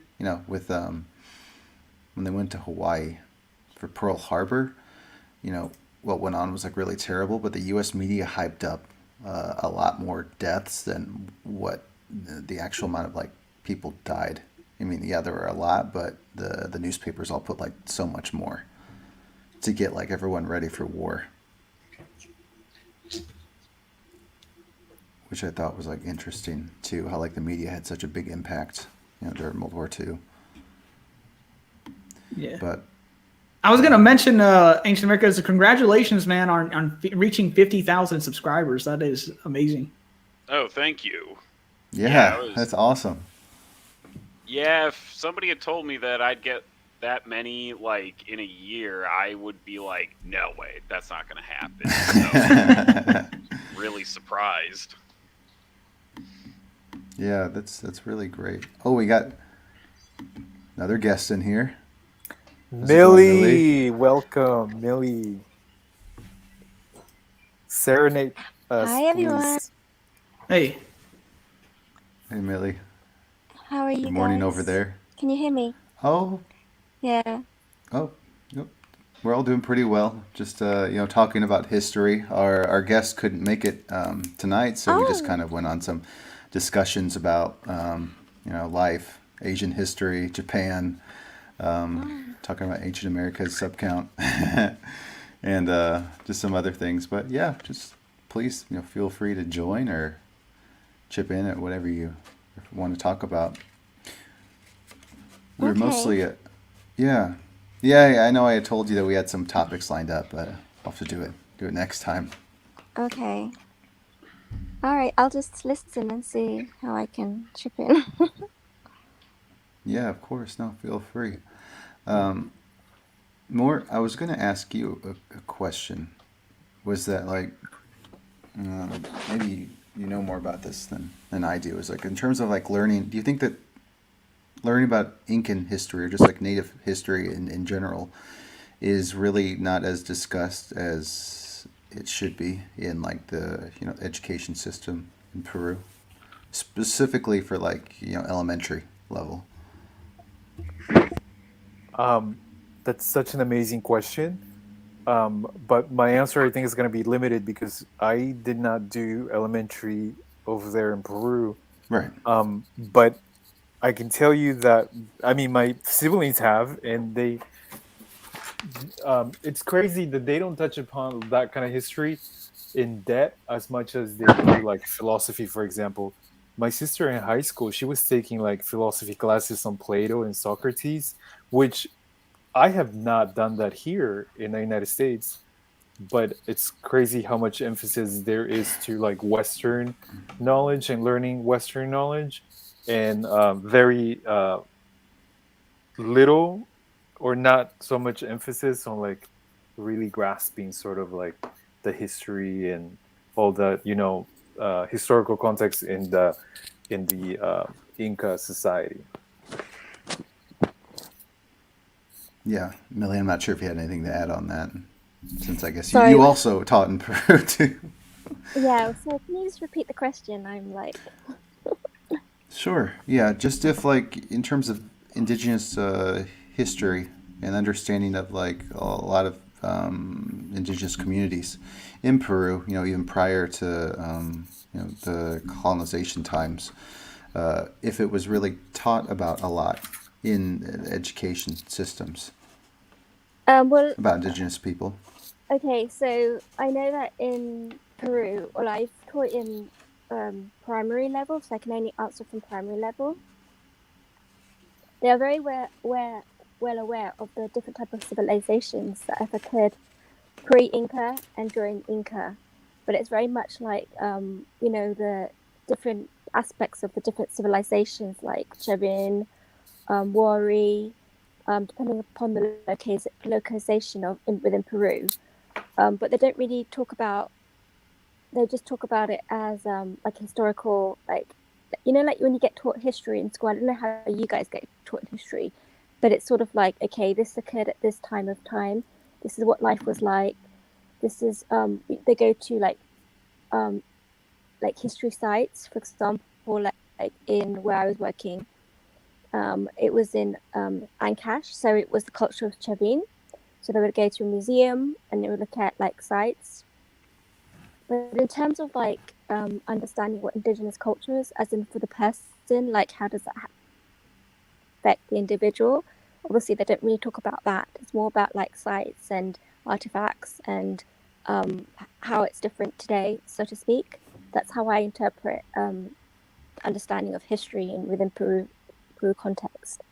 So it's like which of the people, what's the name of the warriors, stuff like that. So that's how it's sort of taught at a primary level.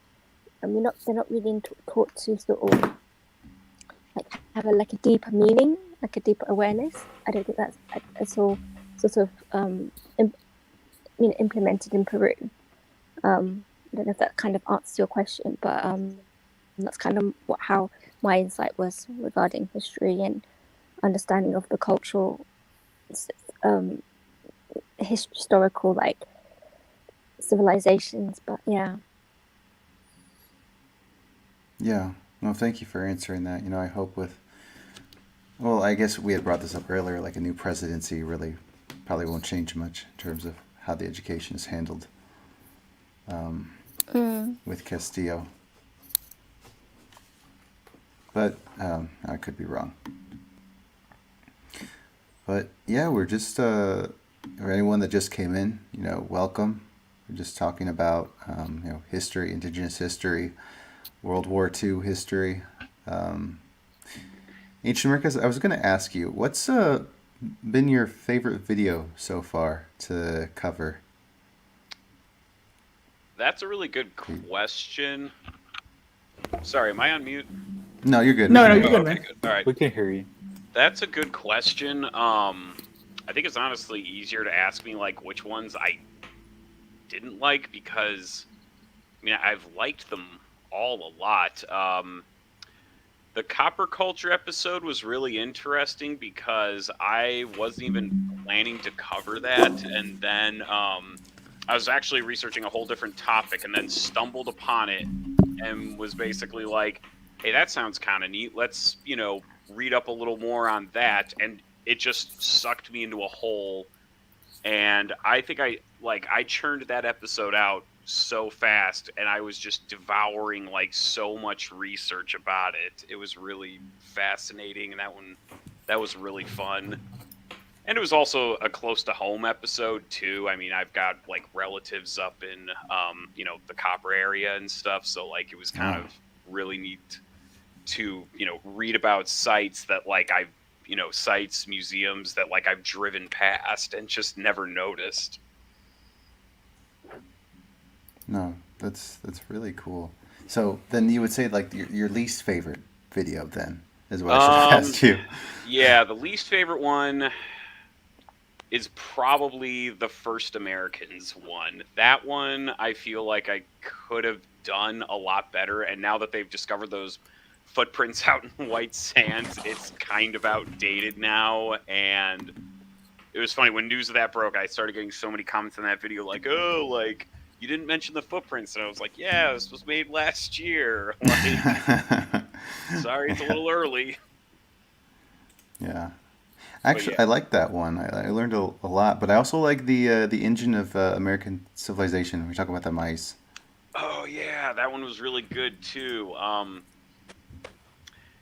Yeah, I mean, you're from the Midwest, you're from the Corn Belt, so I'm sure you've heard like tons of people gripe about like, oh, like cornfields are so, they're so boring, and like I hate just driving through them all the time. And corn gets a lot of hate from a lot of people. It gets called flyover country.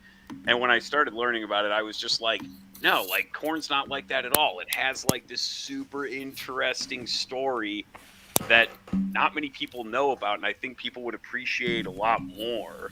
Yeah, I really liked doing that one too.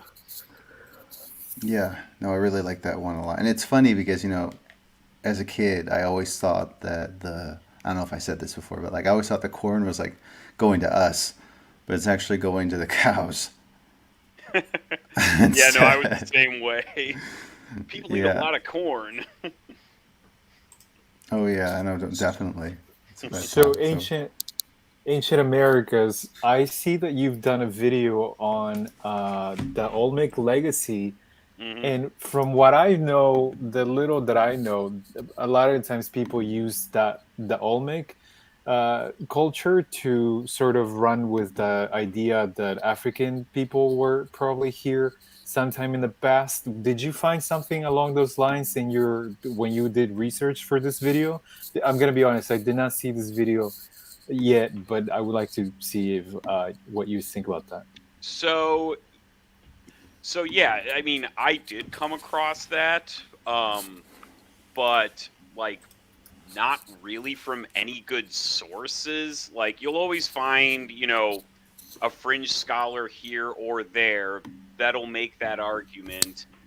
They're not very good arguments. I mean, the guy who first came up with the theory, Ivan Van Sertima, I've actually read his book cover to cover, and the arguments he makes for like this, African Olmec Genesis are just not very good arguments. There's a lot of good research that has, pushed back against that and, pointed out why the argument is really bad and unsubstantiated.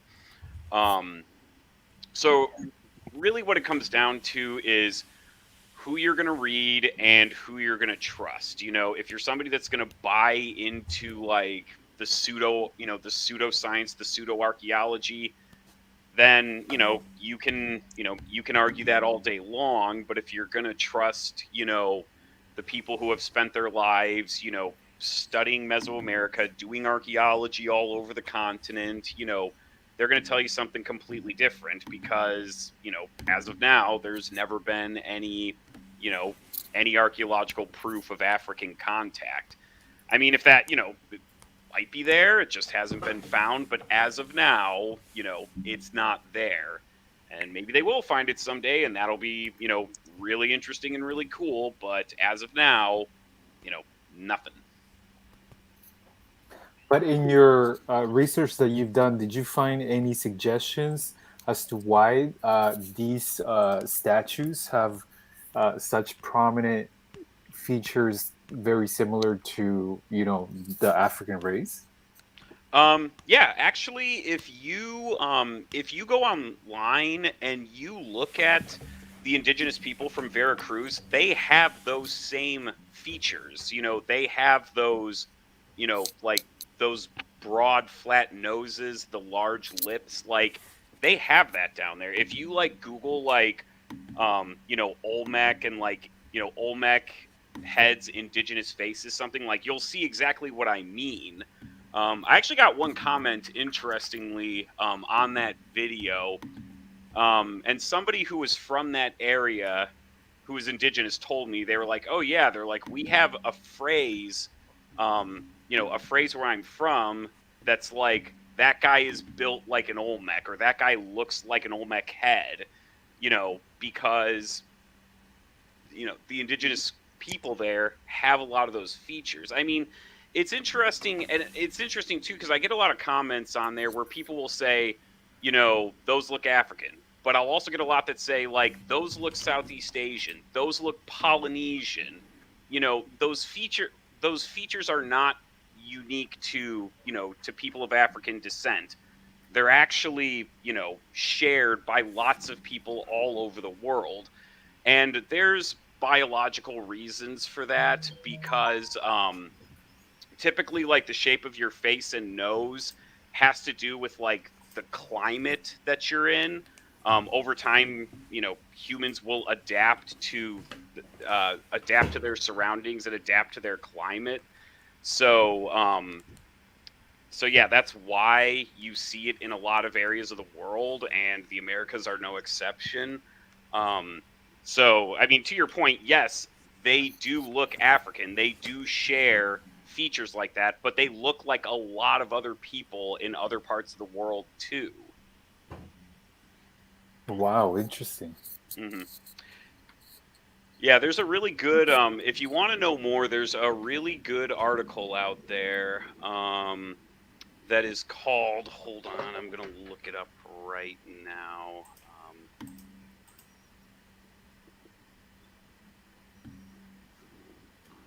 It's called. Okay, it's called like robbing. Here it is. Yeah, robbing Native American cultures, Van Sertima's Afrocentricity, and the Olmecs. It's done by a couple of researchers who kind of like really go through the Olmec argument and like point out, you know, why it's a poor argument, and a lot of other renowned Mesoamerican scholars kind of like chime into it. It's a really thorough rebuttal of the argument, and if you Google it, like you can find it pretty easy. And if you can't find it, just let me know. I've got a copy of it somewhere. I can send it to you. Yeah, I might hit you up about that, like, or maybe if you can send Marcus like a link or just a title again, that'd be interesting to read up because, like, obviously I know that the Olmecs weren't African, but I myself have not really delved much into that area. So, like, for example, there was a debate on a channel called Radical Latino, which Marcus attended because he's more knowledgeable on those rebuttals, and I'm more, yeah, I really was like, Thank you, though. I like specialize a lot more in the anti-mestizo, anti-Hispanista bullshit that I attack, whereas Marcus, like, he's more knowledgeable on the Olmec thing as well. So, but I need to branch out and get knowledgeable with that too, because I mean that's why I didn't attend that debate, because I was like, well, I can't contribute much to the discussion. Yeah, it is interesting that, you know, this whole like Olmec resembling Africans thing has gone on longer than I thought. I had read a document that was around 10 years ago, and I guess like even in like the 1990s and the 2000s, the Olmec African comparison thing was still going on. Well, there was that, what was it, that Juneteenth display down in Texas where there was like an Olmec head painted on it, so it's alive and well. I mean, heck, just go look at the comments on that video. Like, it's a party in that comment section. Yeah. You're talking about the video that I was in, Ancient Americas? The Olmec video. Oh, the Olmec video. Oh, yeah, that one. I was about to say, it's a party in that comment section, so, yeah. Definitely. So yeah, that theory definitely has its supporters. They are thriving, from what I can tell. It's insane. Like, I literally see, like, these channels that have, like, 10,000 or 20,000, or these other channels who I won't name, but just have so many people.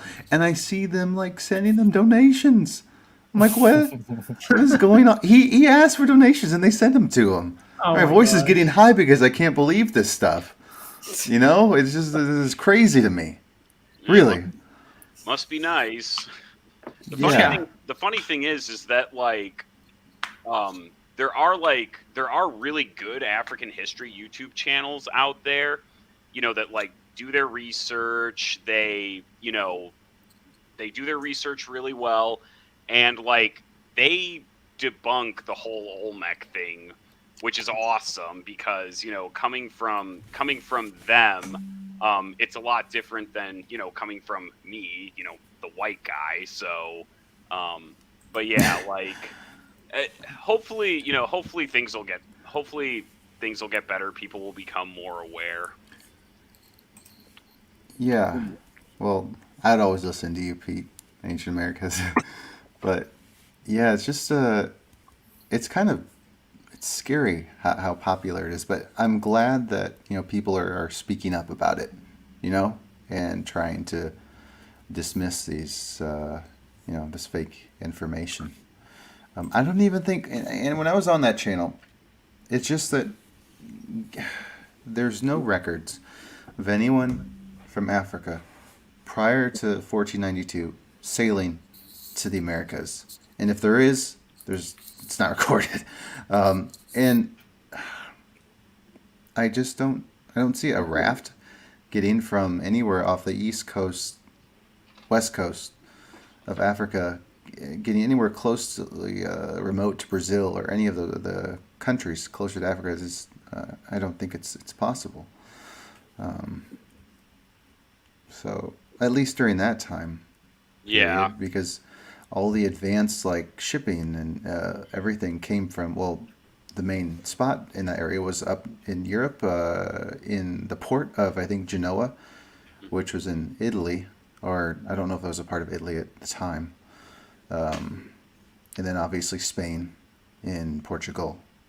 Well, realistically, you could sail from Africa to the Americas pretty easily, and this is something Yeah. that a lot of those people will point out because the currents are such that they run like just kind of a beeline from the west coast of Africa to like the eastern and like northern coast of South America. So it's really conceivable that people could have like washed out to sea and ended up in the Americas, intentional or otherwise. And that's a fine, and I think it's one thing to say that. It's another thing to say that there's like this, concerted exchange going between the two continents, where people are consciously moving back and forth. Right, or even that a whole community was actually just all black people. I think that's really out there to say. Mm-hmm. No, and here's I kind of I agree with what you said, Ancient Americas, about that, because like when you're talking about the currents and whatnot, I wanted to share my screen with the map of like where exactly Africa is. Like like you talk about currents from like Liberia to Brazil, or maybe we're discussing more of like the currents like if you're going from here, I don't know how to pronounce Mauritania, to possibly getting like to the top part of South America. But as far as like exchange going, like there's no records of that. But yeah, that is interesting how getting all the way from, well, I don't know if there was like shipbuilding. Someone said that there was shipbuilding. Well, obviously, in North Africa, in Egypt. And I think that's the thing that surprises me the most regarding North Africa and Egypt, and is how they weren't able to get to Europe, not Europe, the Americas as well. Because I know you had. Sorry. Oh, I was about to say, well, you know who Thor Heyerdahl is? The guy who built the balsa raft and like sailed from like Peru to Polynesia. He did a similar experiment, making an Egyptian boat and sailing across the Atlantic. His whole grand theory was that like Egyptians sailed to Mesoamerica, taught the people there how to build pyramids, and then the people from Mesoamerica sailed out into the Pacific and colonized Polynesia. I mean, nobody really believes that theory anymore, but it was the rage for a while. And he did prove that with that technology, it was possible. Oh yeah. No, I believe that. And I guess I don't know if we talked about this with you or with someone else, that there was trading between like some Polynesian nations. They're called nations at the time, in some areas in South America. I think Moore had talked about that possibly, or touched up on that. Yeah, those islands. There's a YouTuber who does a lot of research as well, and he finds that there are like a lot of structures in those islands that resemble like the sort of same methods that the structures in Peru are used in. Like putting rocks together in a way that's just so together that you can't insert anything in between them, and like connecting rocks. And also, he did research on some of the words that the Polynesians speak. Is very they have some words that resemble Quechua words, and even the people's last name are very similar to like last names that exist in Peru.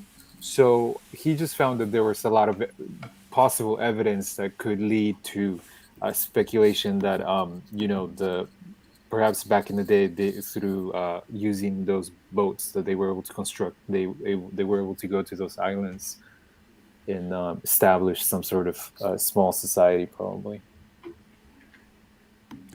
Yeah, and I don't know if it's on Easter Island. That's an island that strictly like it's Polynesian culture. The island with the statues of the heads. I think that's it. I don't know if that was more so like indigenous people, like from the Americas type of culture that was there. I thought it was the Polynesians that were there, but that's actually kind of interesting too, because it's not that far from South America if you look at it on a map. So definitely there's probably or likely exchange going on.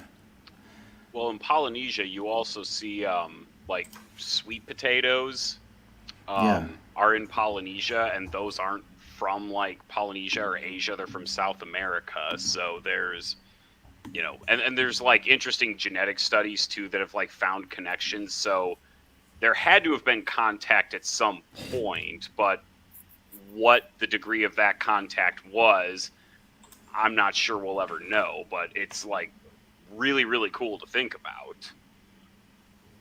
Right? Yeah, that's what I'm thinking too. It's been really neat.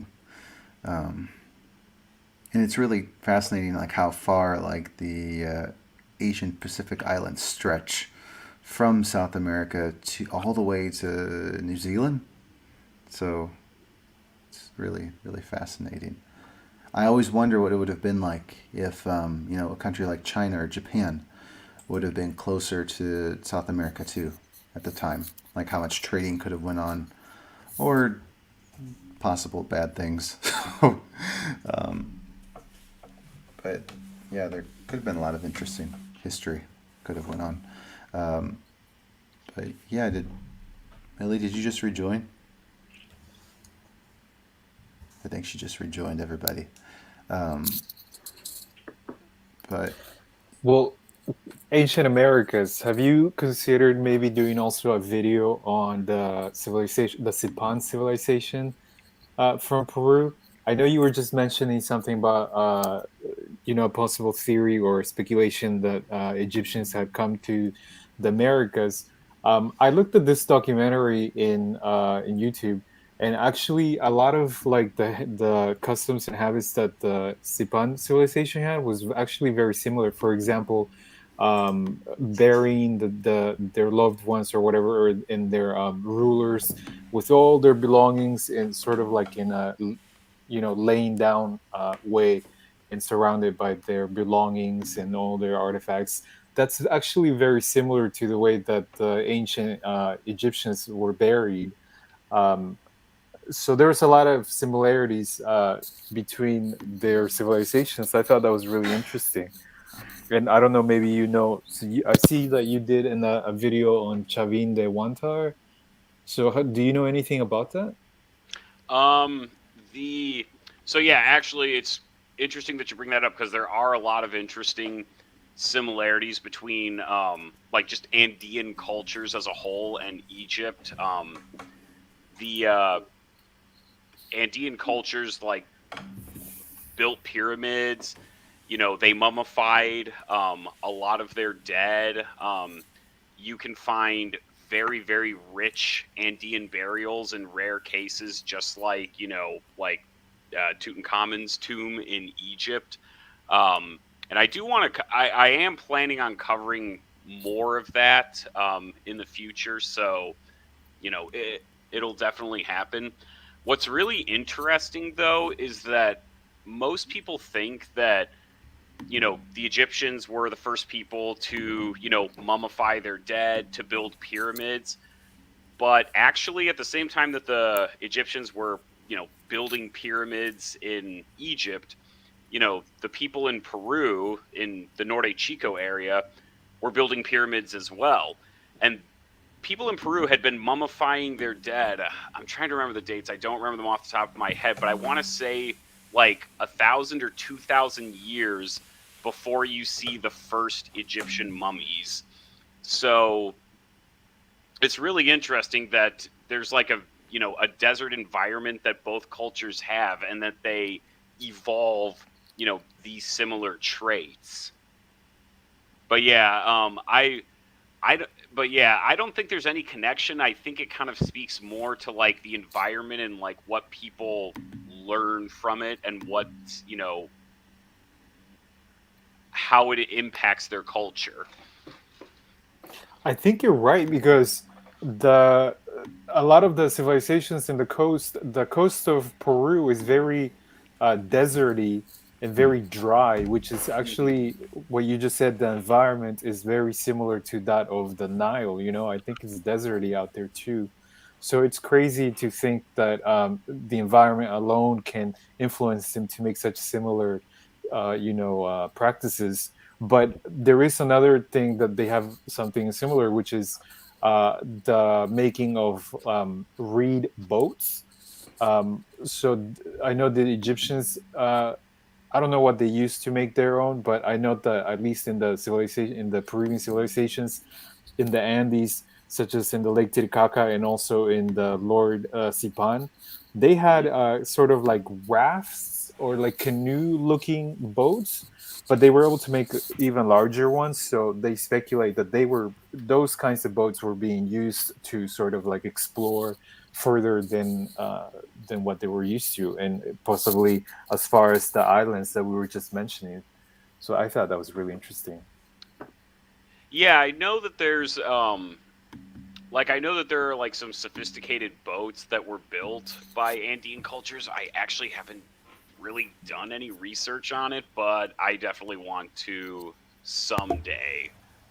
But yeah, that'd be like a really interesting comparison, because yeah, I don't know much about like Egyptian shipbuilding either, so I couldn't offer a comparison on that. Yeah, I think, and even I didn't know that much about the shipbuilding as well. But it's interesting you bring up the desert area. I think it was you more who brought that up, because I was in, I forgot what the area was called in Peru, where I was so surprised that it seemed so desert-like. Not so much the coast, but it's a little oasis place. I'm looking it up now. It was called. Are you talking about the Huacachina? Yeah, Huacachina. That's it. Yeah, I'll have to show some pictures there. But yeah, when I was in Huacachina, that was crazy. It literally feels like you're out in desert in Africa or somewhere, North Africa. But because, well, from pictures of what I see, because you have like that little pretty pond, and then around is just really big desert, hills, sandy hills. So just South America is so diverse. You have the rainforest, mountains. Like I literally went when I was near Puno. We went from rainy weather to snow, and then back to dry climate when we got to Cusco. So it's just really, really crazy how that goes. You actually just reminded me of this. I was reading a book a few weeks ago, and it talked about how it was talking about the Inca Empire and just the achievement that it was. And one thing that it stressed is that the Inca Empire crosses like so much different terrain, so much different terrain and biomes and landscapes. And I want to say that I don't remember the numbers off the top of my head, but it basically said there are I think 30 odd types of I don't think if this is the right word, but biomes that are classified in the world. And if you went from one half of the Inca Empire to the other, just east to west, straight across it, you would go through I want to say 25 of them. That it was, that it covered such a incredibly diverse landscape. Man, that's pretty insane. I was gonna ask Ancient Americans if the Europeans hadn't come, if the Spaniards hadn't come, do you think that the Incan Empire would have turned into the Roman Empire essentially on this side of the world? They would have conquered a lot of North America too, or what do you think? That's a good question because. So I guess I need a little bit of background to explain this. So Inca expansion was. The reason why Inca expansion was so aggressive, or I should say one reason why it was so aggressive, is that rulers did not inherit the wealth of their parents. So when the Sapa Inca died, he basically, his mummy stayed in the palace, or I should say stayed in his palace, still got attended to by all of his servants. His lands, his estates down in the valleys and stuff, they belonged to him still, even though he was dead. I mean, why let death get in the way of you doing your thing? So because these heirs didn't inherit their parents' wealth, they basically had to go out and conquer to draw in more wealth to support, the army, to support the buildings of their own palaces, their own tombs and stuff. Well, eventually that can't go on forever. Eventually there's just going to be a limit to, to what you can logistically conquer. And so at some point, if the Inca Empire was going to stick around, it would have had to change. It would have had to adapt from what it was into something else, or else it would have it would have broken up. Now, do I think it would have become more like the Roman Empire? I mean, that's possible that it could have become more bureaucratic and more and less dependent on conquest. But the thing that I think is really obvious is that the Inca Empire could not have existed as it existed when, at contact. It couldn't have existed much longer as it was. It would have either broken up or it would have had to have changed. So that's my 2 cents. So if I can add... Oh, sorry. Oh, sorry. I was just going to say, Wanchelo, you're lucky we got stopped because me and Millie and more were coming for you guys. Tlaxcalans, our Incan Empire, when it came up north. Yeah, fuck you, man. We filled y'all up with arrows. No, it's just an interesting concept. I appreciate the answer, Ancient America. I didn't know that backdrop. I guess I just took it for granted they operated like any other Western empire, in the traditional sense that all that would be passed down to the heir. And yeah, I kind of just took that for granted. I didn't know that detail. Yeah, it's definitely a state that was built off that like was very centralized to the ruler. I mean, I think that's part of the reason why Pizarro was able to topple the Incas so easily is basically because once he took control of the Inca himself, you know, there's not really, you know, there's not a whole lot of mechanisms that can function without his direction. So, on one hand, you know, it's really easy to get things done, but if you know, compromise the top of that structure, it's really not going to operate very effectively. Yeah, no, that's true. More, are you going to say something?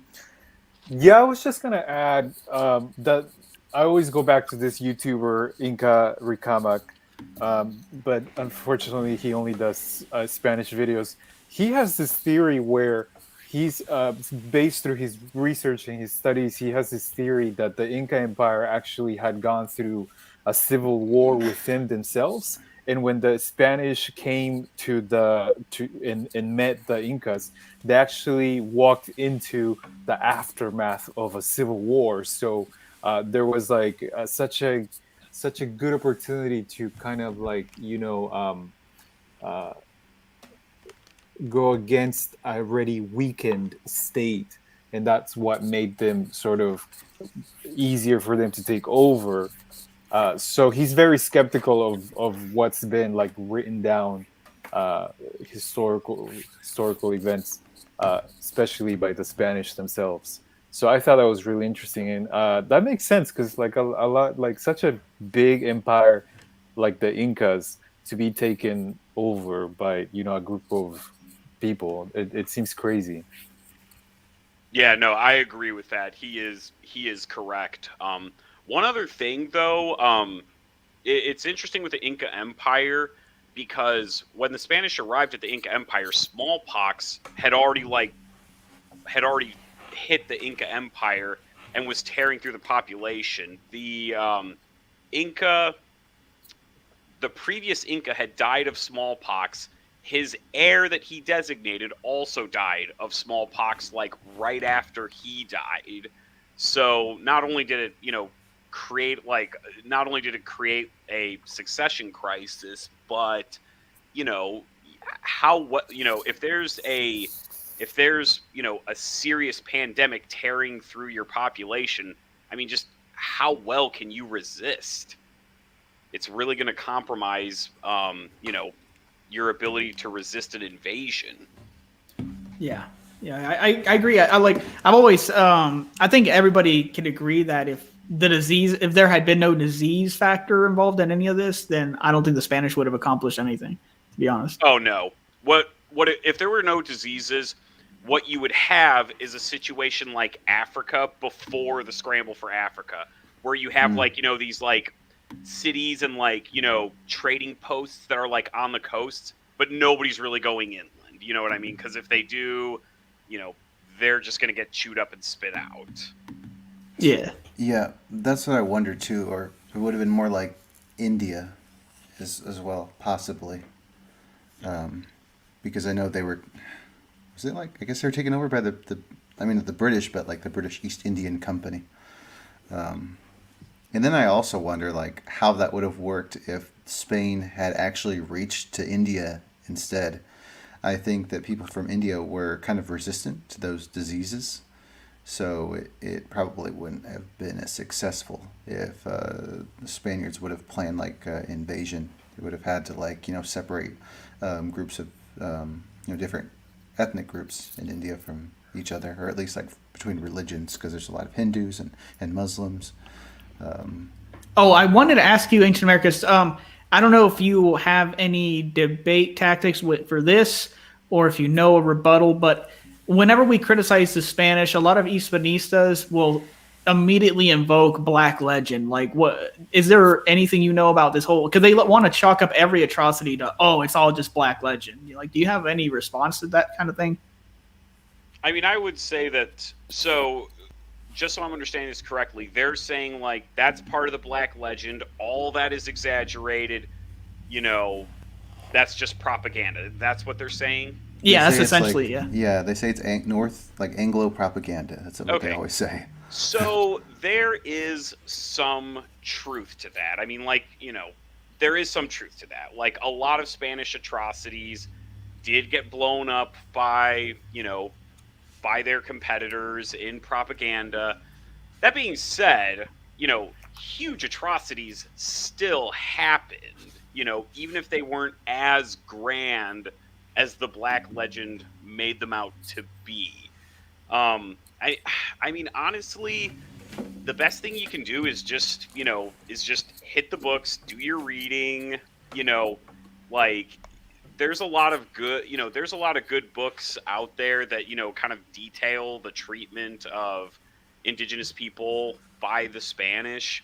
And yeah, I mean, it speaks for itself, and I mean, if you get a history that's been written recently, it's not, it's not gonna be based on the Black Legend. It's going to be based on documented historical information. It's not going to be based off the propaganda that came out of that period.